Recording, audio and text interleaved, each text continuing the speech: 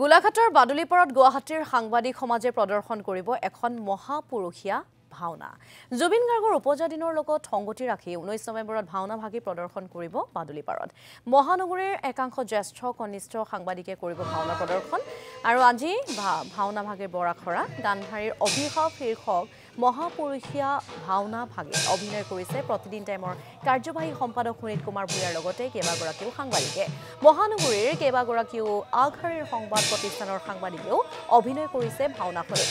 উল্লেখযোগ্য যে ভাওনাখনিৰ পৰিকল্পনা আকাশবাণী গুৱাহাটীৰ ট্ৰান্সমিশ্যন এক্সিকিউটিভ ঋতুপৰ্ণ দাসৰ।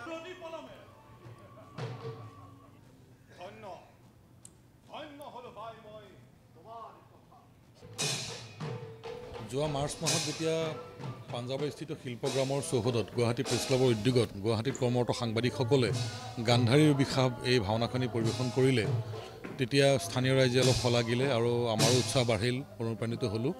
এইবাৰ গোলাঘাট জিলাৰ বাদুলিপাৰত জুবিন গাৰ্গৰ জন্মদিন উপলক্ষে দুদিনীয়াকৈ আয়োজন কৰা এটি অনুষ্ঠানত 19 নৱেম্বৰৰ গধূলি এই নাটভাগি পৰিৱেশন কৰিবলৈ আমন্ত্ৰণ জনালে।